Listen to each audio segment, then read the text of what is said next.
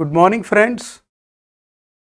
आज की DG education की क्लास में नए सेशन में आपका फिर से सभी का स्वागत है। हम लोग बात कर रहे थे टेंस के ऊपर। हम लोगों ने बात की प्रेजेंट टेंस के ऊपर, प्रेजेंट टेंस के ऊपर क्वेश्चंस कैसे आते हैं। पिछले सेशंस में हमने बात की थी प्रेजेंट कॉन्टिन्यूस पर, और प्रेजेंट कॉन्टिन्यूस के संबंध में मैंने आपको कुछ एक रूल्स लिखाए थे। अब उसी चीज़ को हम आगे कंटिन्यू कर रहे हैं।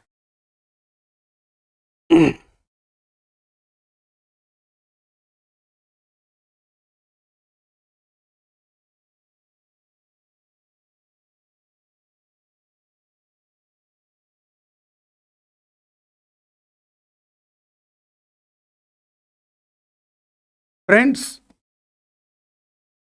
मैंने आपसे कहा था प्रेजेंट कॉन्टिन्यूस और प्रेजेंट प्रोग्रेसिव एक ही बात है।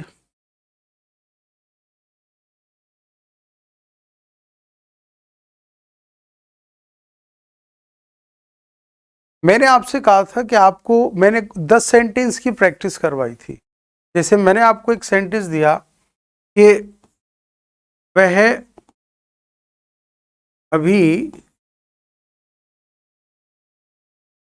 अभी पाठ याद कर रही है। पाठ याद कर रही है। मैंने आपसे ही कहा था पहले सब्जेक्ट आएगा, उसके बाद में हेल्पिंग वर्ब, फिर मेन वर्ब यानी फर्स्ट फॉर्म, उसके साथ में आईएनजी, फिर ऑब्जेक्ट। यही मैंने आपको कल की क्लास में बताया था। तो इस सिंटेक्स को फॉलो करते हुए आपको ये सेंटेंस बनाना है। वह अभी पाठ याद कर रही है। कैसे बनाएंगे हम? She is learning lesson now. She is learning lesson now. अभी वो पाठ याद कर रही है। आपने देखा सब्जेक्ट शी है, हेल्पिंग वर्ब इज है। इस क्यों है आपको पता है, ही शी इट के साथ में हम इसका यूज करेंगे। मेन वर्ब क्या है, क्या काम हो रहा है, खाने का, पीने का या याद करने का? याद करने का। तो मेन वर्ब क्या हमारी? लर्न। मेन वर्ब के साथ में क्या आएगा? आईएनजी। ऑब्जेक्ट क्या है? लेसन। तो she is learning lesson now. अभी वो पाठ याद कर रही है। हम इस पे बात कर रहे थे, हमने यहां तक बात की थी। ठीक है, ये एक अफर्मेटिव सेंटेंस है। ये एक अफर्मेटिव सेंटेंस है। फ्रेंड्स, मैंने आपको बताया था अफर्मेटिव सेंटेंस क्या होते हैं? स्वीकारात्मक वाक्य। अब मैं आपको एक छोटा सा सेंटेंस दे रहा हूं, उससे हम आगे चलते हैं। सेंटेंस वो कुछ इस तरह से है।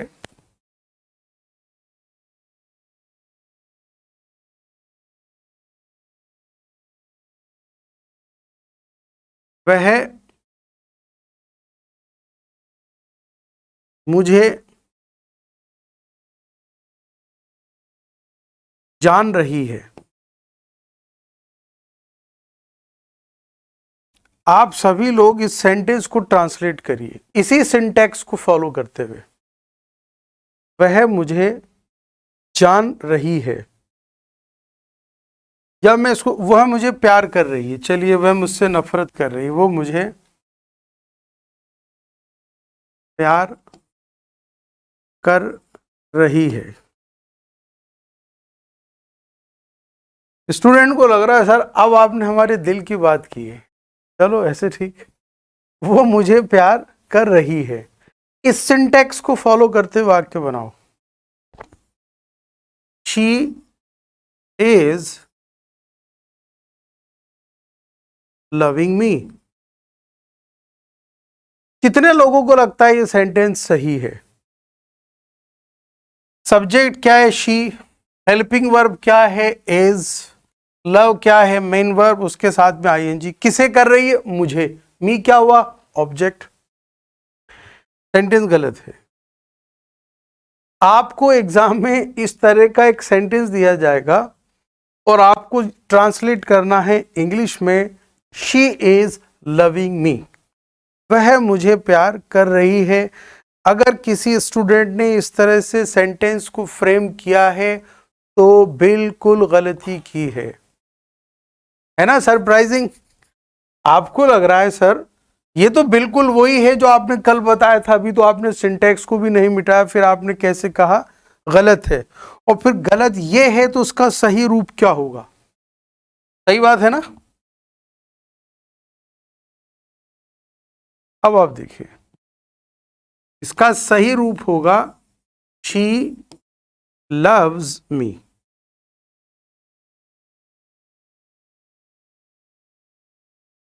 जाहिर सी बात है आप लोगों को मेरी बात समझ में नहीं आई। लव जो वर्ड है इसको हम कभी भी कॉन्टिन्यूअस फॉर्म में नहीं रखेंगे, लव को हम हमेशा प्रेजेंट इंडेफिनिट में रखेंगे, ये एक रूल है। लव को कभी भी कॉन्टिन्यूअस फॉर्म में नहीं रखेंगे, लव को हमेशा प्रेजेंट इंडेफिनिट में रखेंगे। प्रेजेंट इंडेफिनिट क्या होता है, उसकी पहचान क्या होती है, मैं पिछली क्लासेस में बता चुका हूं। अब स्टूडेंट के माइंडसेट में एक सवाल होगा, सर हमें क्या पता चलेगा कि ये वो वर्ड्स हैं इसको हम कॉन्टिन्यूस में नहीं रखेंगे और ये वो वर्ड्स हैं इसको हम प्रेजेंट इंडेफिनिट में रखेंगे? ये एक बड़ा नेचुरल क्वेश्चन है, सही बात है ना। स्टूडेंट का ये सवाल है कि सर हमें कैसे पता चलेगा कि इन वर्ड्स को हमें कंटिन्यूअस सेंस में नहीं यूज करना है, हमें प्रेजेंट इंडेफिनिट में करना है। तो वो कौन से वर्ड्स हैं जिसको हम कॉन्टिन्यूस में यूज नहीं करेंगे, उनको हम प्रेजेंट इंडेफिनिट में करेंगे?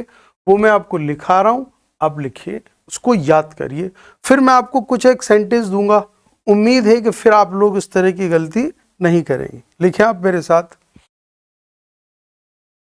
नोट,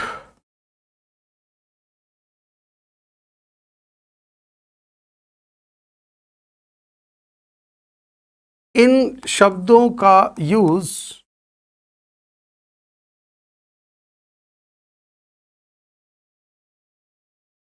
कॉन्टिन्यूअस वाक्यों में नहीं होगा,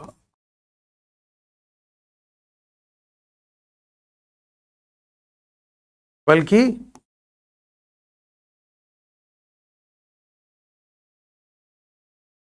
प्रेजेंट इंडेफिनिट में होगा।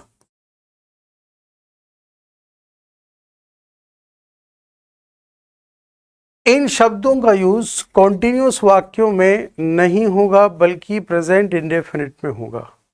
वो कौन से वर्ड है उनकी लिस्ट लिखा रहा हूं और उसको याद करने की ट्रिक भी बता रहा हूं मैं, और सिर्फ 2 मिनट में याद हो जाएंगे, 3 मिनट नहीं लगेंगे। आप तो लिख लो मेरे साथ। आप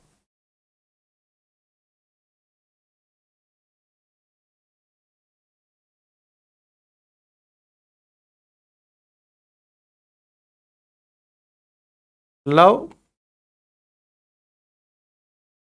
लाइक, हेट, डिस्पाइज,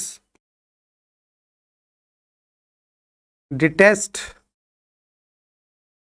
एब्होर, नफरत करना,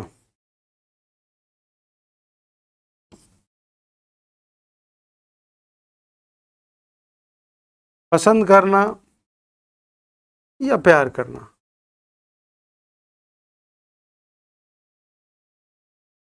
पता क्या चला? लव, लाइक, इस तरह के वर्ड्स का यूज हम कॉन्टिन्यूस में नहीं करेंगे। एक वर्ड और है डिसलाइक, कभी भी डिसलाइकिंग नहीं होगा, कभी भी हेटिंग नहीं होगा। डिसलाइक पसंद नहीं करना, एबहोर पसंद नहीं करना, नफरत करना, डिस्पाइज नफरत करना, डिटेस्ट नफरत करना, एबहोर नफरत करना। नफरत करने के सारे वर्ड्स मैंने एक क्रम में लिख दिए हैं ताकि आपको याद करने में आसानी हो, राइट। तो पसंद करने वाले शब्द, नफरत करने वाले शब्द, इनका यूज कॉन्टिन्यूस में नहीं होगा, प्रेजेंट इंडेफिनिट में होगा। नेक्स्ट देखें आप, एक वर्ड है रिमेंबर, याद करना, रिकलेक्ट, याद करना,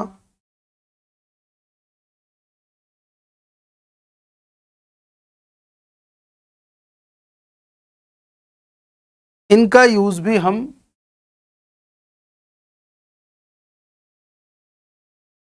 कॉन्टिन्यूस यूज में नहीं करेंगे।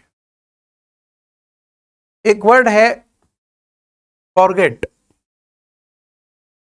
भूलना। अब आपको याद रहेगा,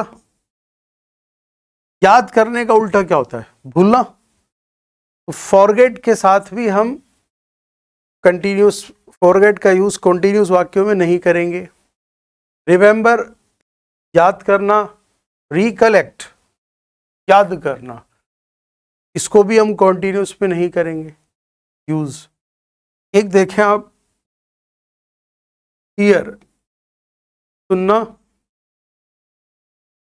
सी, देखना, फील, महसूस करना, स्मेल, सूंघना, और टेस्ट, चखना। सेंसरी ऑर्गन्स होते हैं फ्रेंड्स हमारे,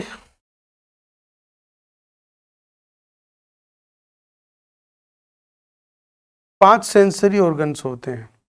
सुनना, देखना, महसूस करना, सूंघना और चखना। इन सारे वर्ड्स के साथ इनका भी यूज हम कॉन्टिन्यूस में नहीं करेंगे।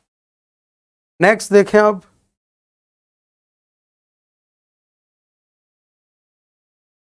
एक वर्ड और है, रखना।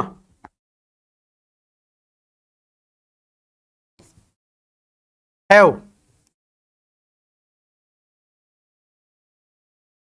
कंसिस्ट,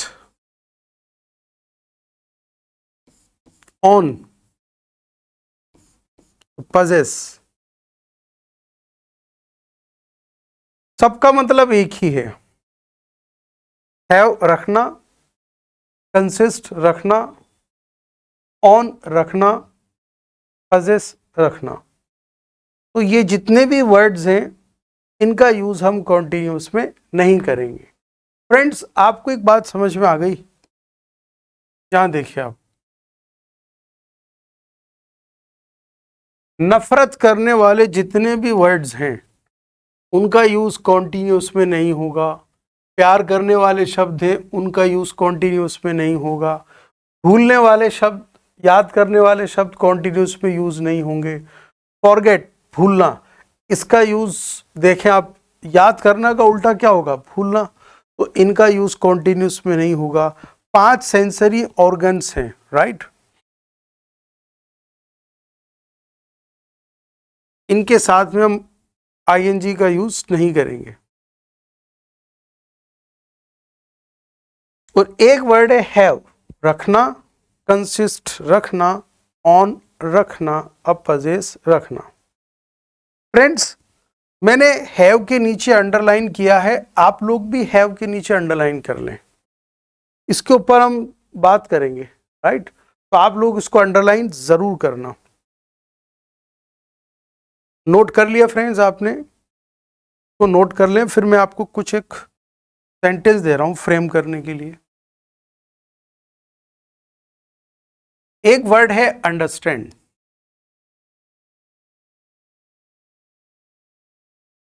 एक वर्ड है रिजेंबल। रिजेंबल का अर्थ क्या होता है? चेहरे का मिलना। ये याद रखना आपको। अगर आपको वर्ड मीनिंग्स हिंदी के साथ में याद होंगी तो वो ज्यादा टाइम तक याद रह पाएंगे। अंडरस्टैंड, समझना, रिजेंबल, चेहरे का मिलना, इमेजिन, कल्पना करना, और नो, जानना। ये वो सारे वर्ड्स हैं फ्रेज फ्रेंड्स जिनका यूज हम कॉन्टिन्यूस में नहीं करेंगे। एक एग्जाम्पल देखें आप मेरे साथ। जैसे मैंने आपसे कहा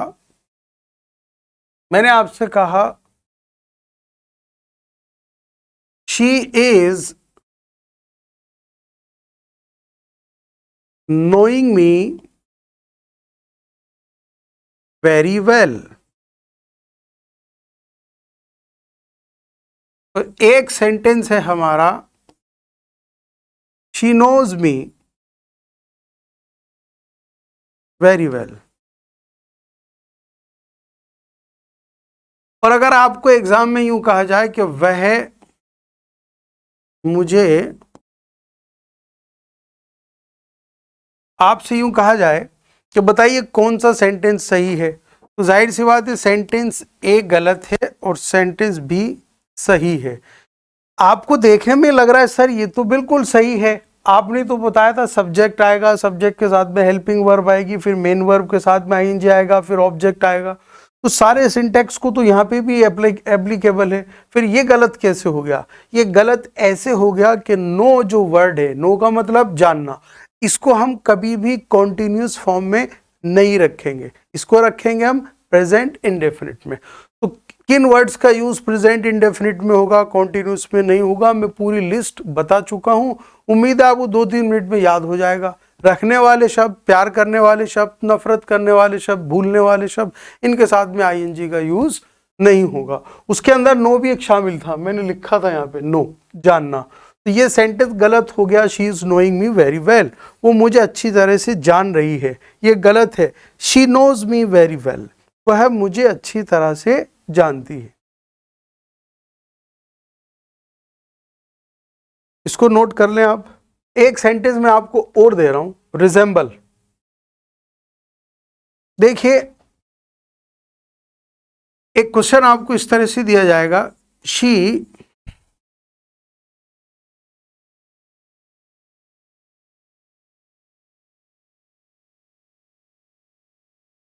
और आपको ये बताना है ए, ऑप्शन बी, ऑप्शन सी और ऑप्शन डी। देखिए आप, शी रिजेंबल्स, ऑप्शन ए सही है, she is resembling, option B सही है, रिजेंबल्ड, ऑप्शन सी सही है, या शी विल रिजेंबल। बताइए कौन सा ऑप्शन सही है? एक मिनट में अगर कोई स्टूडेंट आंसर कर सकता हो तो। सारे ऑप्शन सही हैं। अगर हम इसको चूज करते हैं तो प्रेजेंट इंडेफिनिट की बात हो रही है, इसको चूज करते हैं तो सही है, प्रेजेंट कॉन्टिन्यूस की बात हो रही है, यही हमारा टॉपिक है।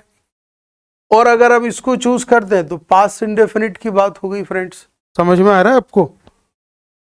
और अगर इसको हम चूज करते हैं तो ये फ्यूचर इंडेफिनिट की बात हो। चारों ऑप्शन सही हैं। यहां पर क्या सही है? यहां पर सही ऑप्शन होगा ए, RESEMBLES। She resembles her mother, उसका चेहरा उसकी माँ में मिलता है। सही ऑप्शन होगा हमारा ए। क्यों होगा? मैंने अभी आपको थोड़ी देर पहले रूल लिखाया कि इस तरह के जो वर्ड होते हैं, जो मैंने लिस्ट लिखा है आपको, रिजेंबल, नो, फॉरगेट, रिकलेक्ट, इनका यूज हम हमेशा प्रेजेंट इंडेफिनिट में करेंगे, प्रेजेंट कॉन्टिन्यूस में नहीं करेंगे। राइट? तो सही आंसर क्या होगा हमारा? ए। रिजेंबल का मतलब चेहरे का मिलना।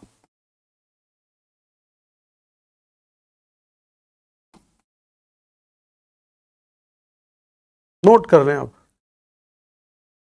फ्रेंड्स। अब हम आगे चलते हैं। एक वर्ड मैंने आपको बताया था, हैव।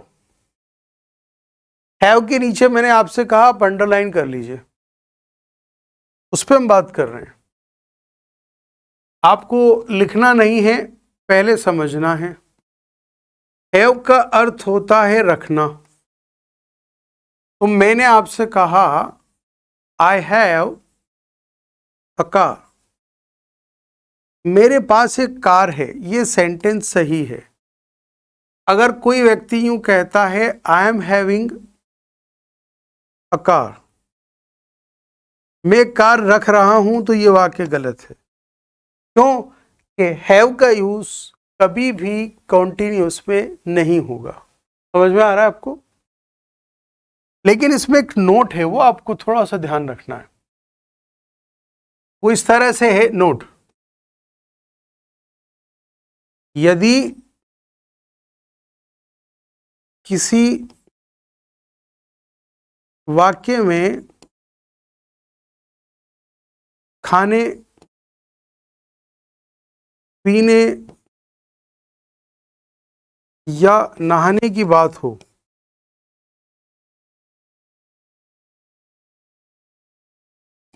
तो हैविंग का यूज होगा।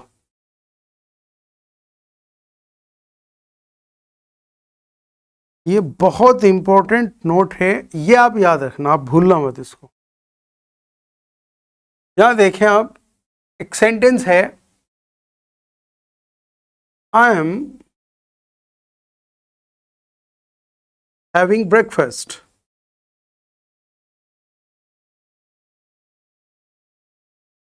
At present.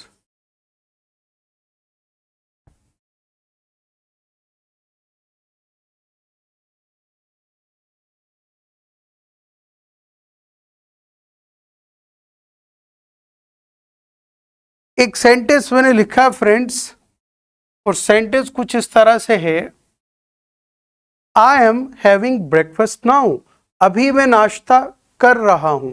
यहां पर यह सेंटेंस 100% सही है। सर आपने तो मना किया, हैविंग गलत है। पता क्या चला कि हैविंग में अगर रखने की बात होगी तब तो हम हैविंग का यूज नहीं करेंगे, खाने पीने या नाश्ते की बात होगी तब हम हैविंग का यूज करेंगे, और वो बिल्कुल सही होगा। यहां देखें आप, I am having breakfast, breakfast नहीं होता है, इसका सही प्रोनाउंसिएशन होता है ब्रेकफास्ट, राइट? तो I am having breakfast now, अभी मैं नाश्ता कर रहा हूं। तो कहने का मतलब ये है कि अगर वाक्य में, अब देखिए ब्रेकफास्ट दिया हुआ है, लंच दिया होगा, डिनर होगा, बात होगा, तब हैविंग का यूज सही होगा। इसको नोट कर लें फ्रेंड्स। अब मैं आपको कुछ क्वेश्चन देने वाला हूं, प्रेजेंट इंडेफिनिट पे आधारित है, प्रेजेंट कॉन्टिन्यूस पे आधारित है, जो मैंने पढ़ा है उसी के ऊपर आधारित क्वेश्चन है, मैं वो दे रहा हूं। होपफुली आप लोग उसका आंसर कर पाएंगे अच्छे से, तो नोट कर लें आप, नोट कर लें आप। अब मैं आपको कुछ एक क्वेश्चंस देने वाला हूं, उम्मीद है कि आप लोग कॉन्फिडेंटली उसका आंसर करेंगे। ठीक है फ्रेंड्स, आप एक क्वेश्चन लिखिए और मुझे उम्मीद है कि आप लोग उसका आंसर कर पाएंगे।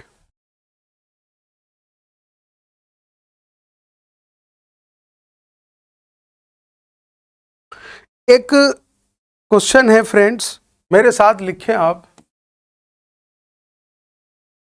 लता always dash in Hindi.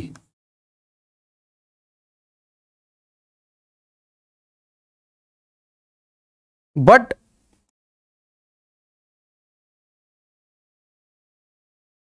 She is, but she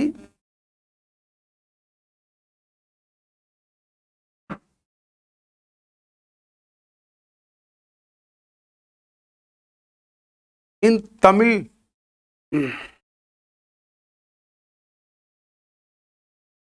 tonight.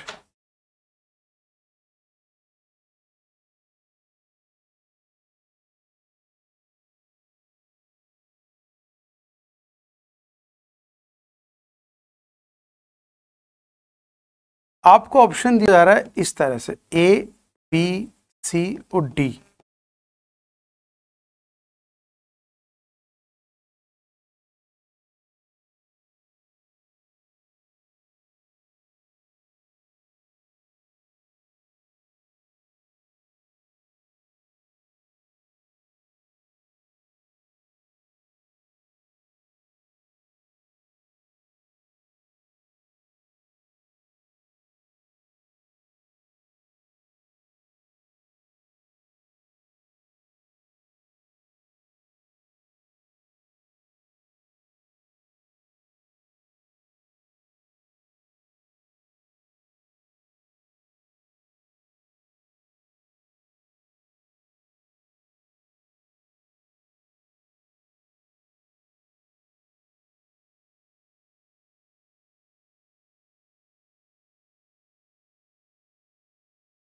बताइए ऑप्शन क्या सही होगा आपके हिसाब से। ये वो रूल है जो मैं आप सभी को बता चुका हूं फ्रेंड्स। अगर आपने कल की मेरी क्लास को ध्यान से सुना होगा तो उम्मीद है आप लोग आंसर कर देंगे। Lata always dash in Hindi but she dash in Tamil tonight. सही आंसर क्या होगा? देखिए इसका सही आंसर, आप 1 मिनट का टाइम लीजिए, देखा सही आंसर आप कोशिश करें क्या हो सकता है। एलिमिनेशन ऑफ ऑप्शन, इसका जरूर ध्यान रखिए आप।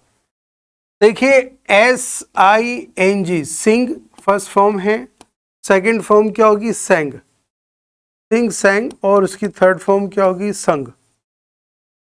सिंग मीन्स गाना गाना, गाना गाया, गाना गा चुका। मैंने आपसे क्या कहा था कि ऑलवेज के साथ में हमेशा प्रेजेंट इंडेफिनिट का यूज होगा, तो प्रेजेंट इंडेफिनिट ऑलवेज के साथ में, तो कौन सा ऑप्शन है? क्या ये है? लता तो सिंगुलर नाउन है, एक वचन, राइट, तो ये तो ऑप्शन डी तो नहीं होगा।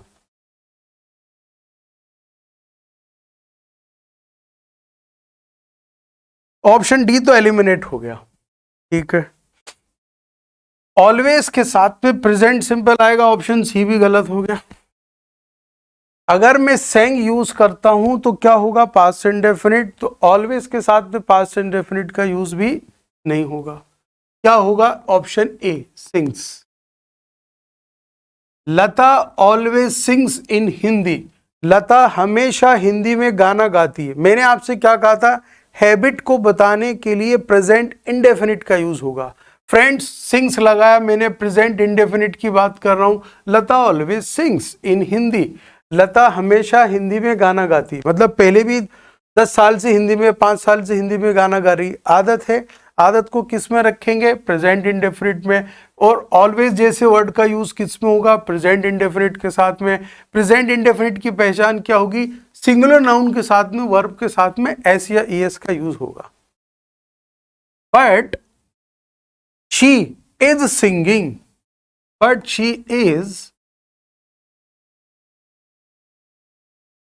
But she is singing in Tamil tonight, लेकिन आज रात को वो तमिल में गाना गाने जा रही है। मैंने क्या कहा था आपसे? प्रेजेंट कॉन्टिन्यूस का यूज होता है फ्यूचर में जो फिक्स प्रोग्राम होते हैं उसको इंडिकेट करने के लिए। मतलब आज शाम को प्रोग्राम है गाना गाने का, तो प्रोग्राम 1 महीने पहले, 1 हफ्ते पहले पहले डिसाइड होगा ना, सही बात है। तो जो काम फिक्स प्रोग्राम की जब हम बात करते हैं तो किस में रखते हैं उसको? प्रेजेंट कॉन्टिन्यूस में। But she is singing in Tamil tonight, लेकिन आज रात को वो तमिल में गाने जा रही है। तो पूरे सेंटेंस का अर्थ क्या हुआ? लता always sings in Hindi, Lata हमेशा हिंदी में गाना गाती है, लेकिन आज रात को वो तमिल में गाना गाने जा रही है। इस सेंटेंस में मैंने प्रेजेंट कॉन्टिन्यूस का यूज क्यों किया? कि टुनाइट जैसा वर्ड आया है। Tonight, today, next, tomorrow, next month, ये सारे वर्ड्स मैंने आपको कल लिखाए थे कि इनका यूज प्रेजेंट कॉन्टिन्यूस में होगा। कल मैंने आपको सारे रूल लिखाए थे, now, at present, tonight, इस तरह के वर्ड्स का यूज किस में होगा? प्रेजेंट कॉन्टिन्यूस में। तो आप इसको नोट कर लें।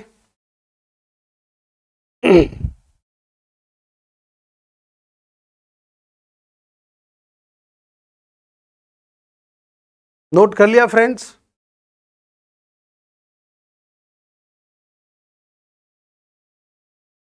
एक रूल और भी है जो मैं आपके साथ डिस्कस करना मैं भूल गया, आप नोट कर लें फ्रेंड्स। एक वर्ड और है हियर। हियर का मतलब होता है सुनना। मैंने आपको क्या लिखाया कि हियर का यूज हमेशा प्रेजेंट इंडेफिनिट में होगा, है ना, कॉन्टिन्यूस में नहीं होगा। जैसे मैंने कहा she hears music every morning, हर सुबह वो म्यूजिक सुनती है। तो हियर का यूज किस में हो रहा है? प्रेजेंट कॉन्टिन्यूस में।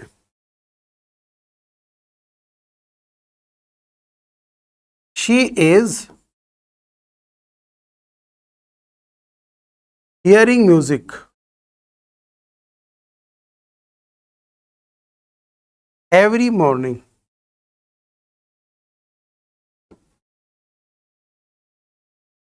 यहां हियरिंग का यूज गलत होगा, ठीक है फ्रेंड्स। लेकिन आपको एक नोट लिखना है, नोट, यदि किसी वाक्य में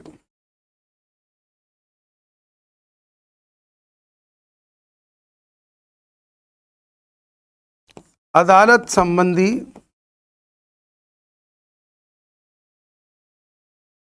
कार्य हो तो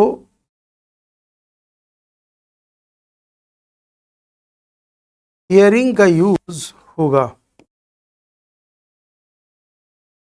इसको आप नोट कर लें।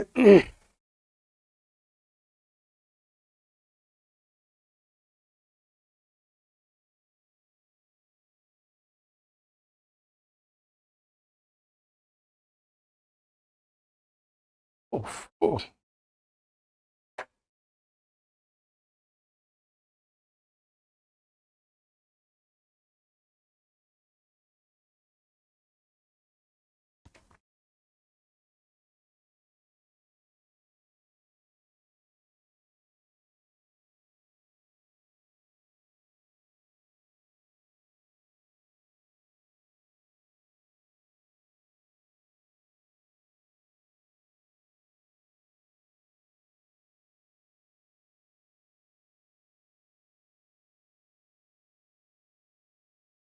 देखिए फ्रेंड्स, यहां पर हियरिंग सही है और यहां पर हियरिंग गलत है। यदि किसी वाक्य में अदालत संबंधी कार्य हो तो हियरिंग का यूज सही होगा। यहां दिया हुआ है जज, यहां दिया हुआ है केस, तो यहां पर हियरिंग सही है और यहां पर हियरिंग गलत है, राइट। यहां पर हियर्स का ही यूज होगा। लेकिन एक सवाल ये है कि सर फिर अगर हम क्या इस सेंटेंस को बोलेंगे ही नहीं? नहीं, इसको ऐसे लिख सकते हैं हम, शी इज लिसनिंग म्यूजिक, इस तरह से नोट कर लें आप।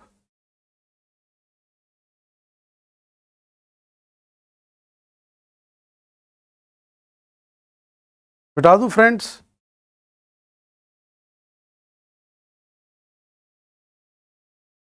देखिए फ्रेंड्स,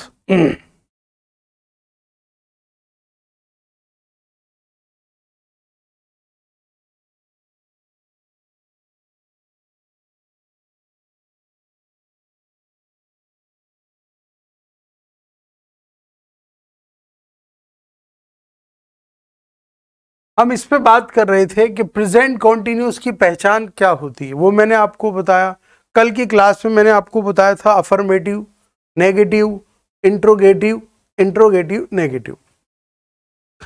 कुछ एक ऑप्शन एक्सेप्शंस थे, उसके बारे में बात करनी थी, वो मैंने आज कंप्लीट कर ली। She is learning English now, वह अभी अंग्रेजी सीख रही है। ये तो था अफर्मेटिव सिंपल सेंटेंस। वह मुझे प्यार कर रही है, इस सेंटेंस को हम कैसे बनाएंगे? शी लव्स मी, ये सही है। शी इज लविंग मी, ये गलत है। लव, हेट, इस तरह की जो वर्ड्स हैं, याद करना, भूलना, प्यार करना, नफरत करना, रखना, सेंसरी ऑर्गन्स, ये जितनी भी वर्ब्स हैं, इनको यूज हम प्रेजेंट इंडेफिनिट में करेंगे, प्रेजेंट कॉन्टिन्यूस में नहीं करेंगे। वो देखें आप, इस पे हम बात कर चुके हैं। जिन स्टूडेंट ने नहीं लिखा है वो एक बार मैं उनको लिखा दूं, वो कौन से वर्ड्स थे।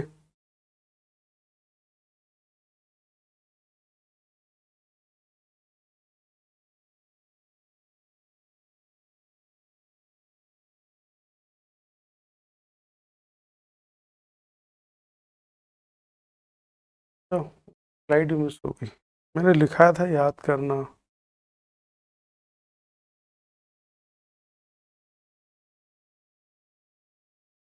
देखिए फ्रेंड्स, अब हम लोग बात करने वाले हैं वोकैब के ऊपर।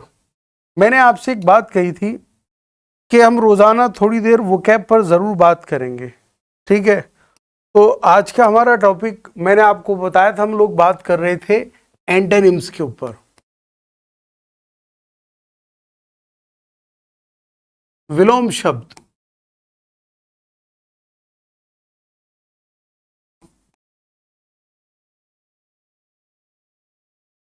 प्रेजेंट कॉन्टिन्यूस का टॉपिक पूरा हो गया। हमने अब तक बात की प्रेजेंट इंडेफिनिट पर, प्रेजेंट कॉन्टिन्यूस के ऊपर, उनके ऊपर क्वेश्चन कैसे आते हैं। कल हम लोग बात करेंगे प्रेजेंट परफेक्ट के ऊपर। प्रेजेंट परफेक्ट और वोकैब। वोकैब में वही एंटोनिम हमारा टॉपिक चल रहा है। फ्रेंड्स, आपको एक वर्ड इस तरह से दिया जाएगा एक्विटेड, और आपको ये बताना है कि एक्विटेड का अपोजिट क्या होगा। तो स्टूडेंट का एक नॉर्मली जवाब ये होता है, गुरुजी पहले तो हमें यही नहीं पता कि एक्विट का अर्थ क्या होता है। एक्विट का अर्थ होता है बरी करना, बरी करना। और आपको इसका उल्टा बताना है। क्या इंटरेस्टेड होगा? इंटरेस्टेड का मतलब सौंपना।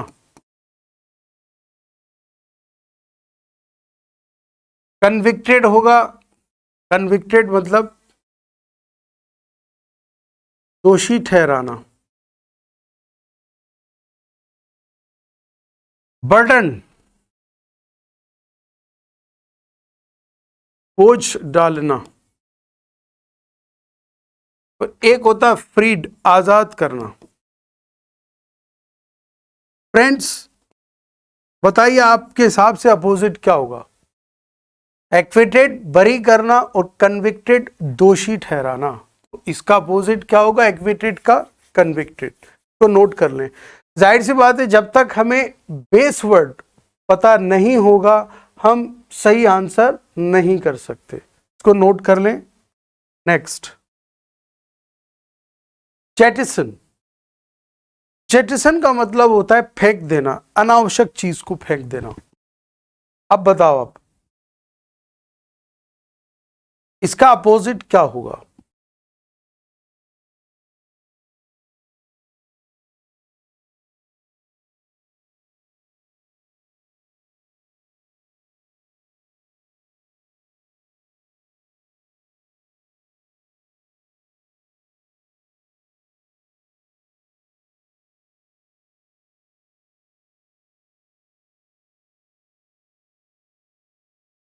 बेकार की फालतू की चीजों को फेंकना जेटिसन का अर्थ होता है।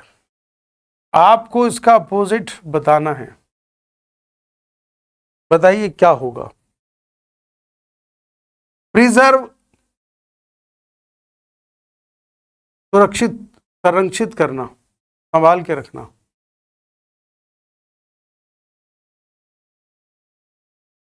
संभाल कर रखना।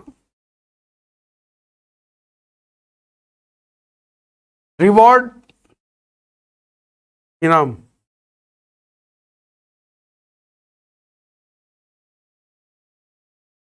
कॉन्सेंट, इजाजत।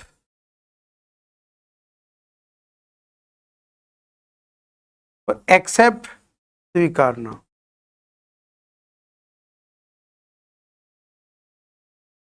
बताइए आप, जेटिसन का अपोजिट क्या होगा? Reserve,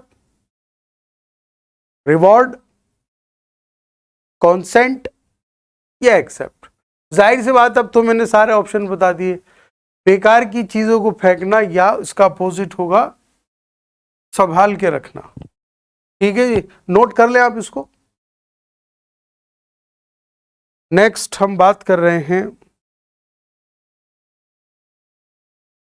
magnify. मैग्नीफाई का अपोजिट बताना है आपको। मैग्नीफाई नहीं जानते आप? मैग्नीफाइंग ग्लास होता है, बड़ा करके देखना, बड़ा करना।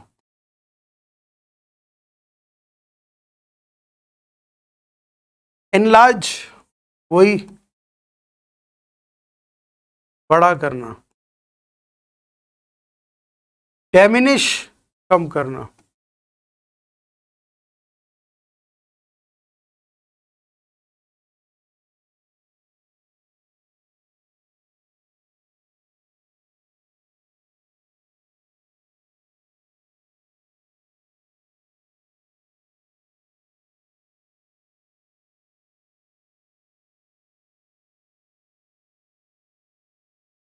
छोटा करना, डिस्ट्रॉय नष्ट करना,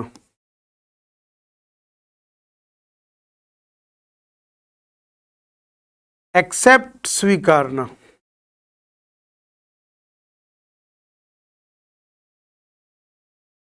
मैग्नीफाई का अर्थ होता है बड़ा करना, और बड़े करने का अपोजिट क्या होगा? बी, डिमिनिश करना। नोट कर लिया आपने इसको? कल हमने वोकैब पे बात नहीं की थी फ्रेंड्स, इसलिए मैं चाहता हूं कि आज हम 5 वर्ड नहीं, हम 10 वर्ड पे बात करें। नेक्स्ट देखें आप, स्मूथ। स्मूथ का अर्थ होता है चिकना,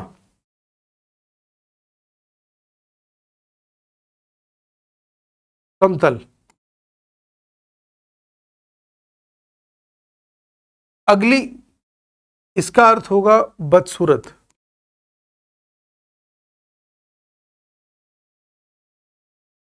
ऑकवर्ड का अर्थ होता है भद्दा। हार्ड का अर्थ आप जानते हो, कठोर। और रफ का अर्थ क्या होता है? खुरदरा। अब आप बताइए इसका अपोजिट क्या होगा? स्मूथ का अपोजिट क्या होगा? जाहिर सी बात है रफ। स्मूथ का अपोजिट क्या होगा? रफ। नेक्स्ट देखें,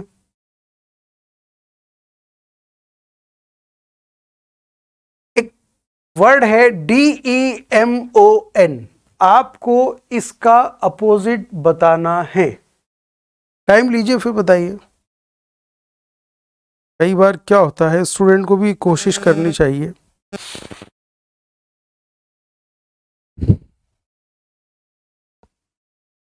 एक मिनट का टाइम लीजिए, बताइए क्या आंसर होगा। और इसका प्रोनाउंसिएशन भी आप थोड़ा सा ध्यान रखिए। ये डिमोन नहीं है, ये ध्यान रखना है आपको।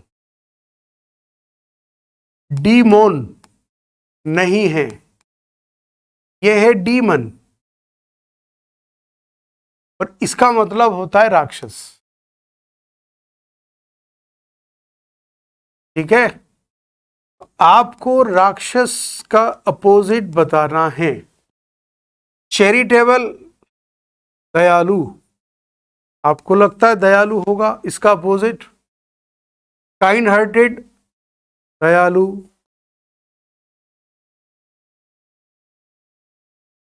चैरिटेबल का मतलब होता है दानी, ये ज्यादा सही रहेगा।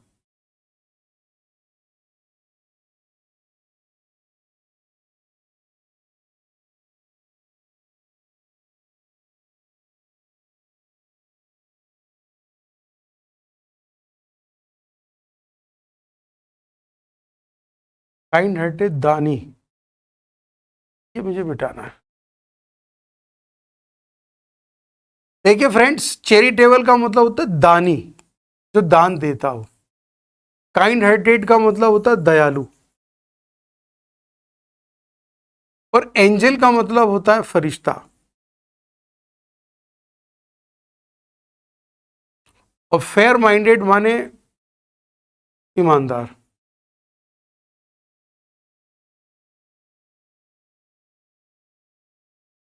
अब आप बताइए फ्रेंड्स, डीमन, डीमोन नहीं है, डीमन है, इसका मतलब होता है राक्षस। और राक्षस का अपोजिट क्या होगा बताइए आप लोग? अब तो मैंने सारे ऑप्शन लिख दिए। एंजल, फरिश्ता। नोट कर लिया फ्रेंड्स आपने?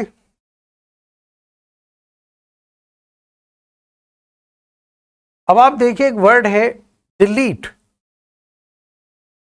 डिलीट का मतलब क्या होता है? मिटाना।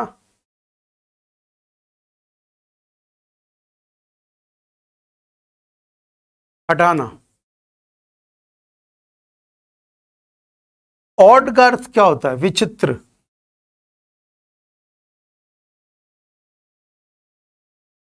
इंसर्ट, प्रवेश करना। इंस्पायर, प्रोत्साहित करना।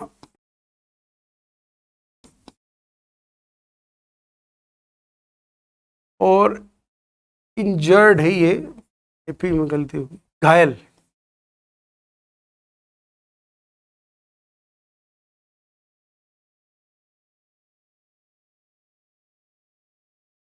बताइए फ्रेंड्स, हटाना का अपोजिट क्या होगा? इंसर्ट। डिलीट का अपोजिट क्या होगा?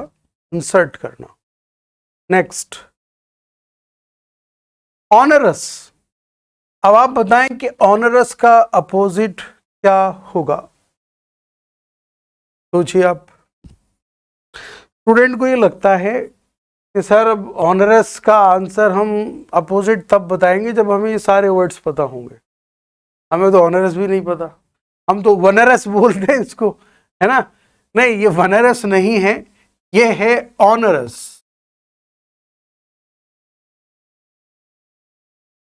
इसका मतलब होता मुश्किल, डिफिकल्ट।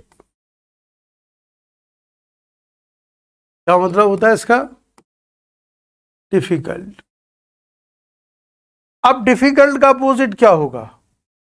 इजी। लेकिन सवाल इस बात का, हमें बेस वर्ड पता होना चाहिए, राइट? ऑनरस का अपोजिट क्या होगा? इजी। वैसे स्ट्रेट फॉरवर्ड का अर्थ भी बता देता हूं मैं। स्पष्ट वक्ता, मतलब स्पष्टवादी, मुंह पे साफ बोलने वाला, स्पष्टवादी। इजी का अर्थ आप जानते हैं, आसान। कॉम्प्लेक्स का मतलब होता है जटिल, मुश्किल। जटिल तो नहीं होगा, क्योंकि हम तो अपोजिट वर्ड की बात कर रहे हैं ना, हम तो एंटोनिम्स की बात कर रहे हैं। ये स्टूडेंट को ध्यान होना चाहिए, जो स्टूडेंट बाद में आए कहीं सिनोनिम समझे। अपोजिट वर्ड की हम बात कर रहे थे। अब प्लेन का मतलब क्या होता है? सादा। ठीक है, तो फ्रेंड्स इसका सही आंसर क्या होगा? ऑनरस का मुश्किल। मुश्किल का अपोजिट क्या होगा? इजी। नेक्स्ट, एक वर्ड है कॉमिक। कॉमेडियन इसी से बना है, कॉमेडियन, है ना? तो इसका अपोजिट क्या होगा? पेनफुल, फियरफुल, ट्रेजिक या इमोशनल? कॉमिक कहते हैं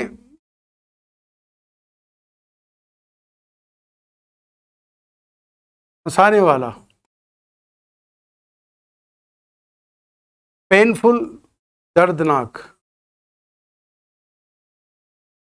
फियरफुल डराने वाला, और ट्रेजिक का अर्थ क्या होता है? दुख देने वाला, ट्रेजिक इंसिडेंट। और इमोशनल का मतलब भावुक करने वाला।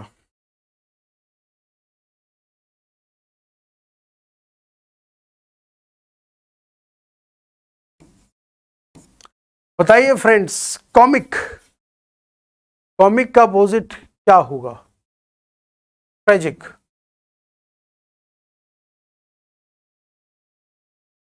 नेक्स्ट है मोरोस। मोरोस का अपोजिट क्या होगा? MOROSE, morose. मोरोस का अर्थ होता है उदास, और उदास का अपोजिट क्या होगा? ग्लूमी, ये भी उदास। रिड्यूस, कम करना।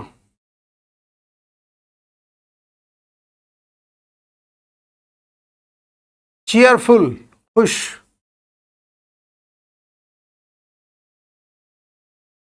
और horrible, डरावना।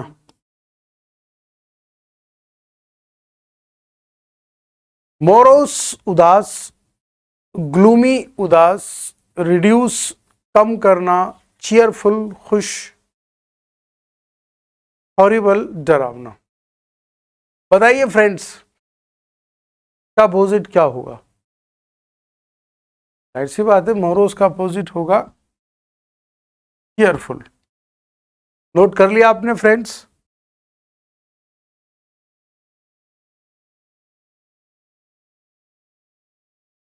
बस बस के नहीं, ठीक, ठीक है फ्रेंड्स, आज के लिए इतना ही। Time is up. Thank you very much. हमने अब तक की क्लासेस में दो चीज़ों पे बात की है, प्रेजेंट इंडेफिनिट, उनकी affirmative, negative, interrogative, interrogative, negative forms. Present continuous, उसकी affirmative, negative, interrogative, interrogative, negative forms और उसके संबंध में रूल्स। कल होपफुली हम बात करेंगे प्रेजेंट परफेक्ट के ऊपर, और प्रेजेंट परफेक्ट के साथ साथ हम थोड़ी सी देर वोकैब पे बात करेंगे, जैसे सिनोनिम्स हैं, एंटोनिम्स हैं, वन वर्ड हैं, फ्रेजल वर्ब्स हैं, वो उनके ऊपर क्वेश्चंस कैसे आते हैं। ठीक है फ्रेंड्स, आज के लिए इतना ही। Time is up. Thank you very much. Have a nice time.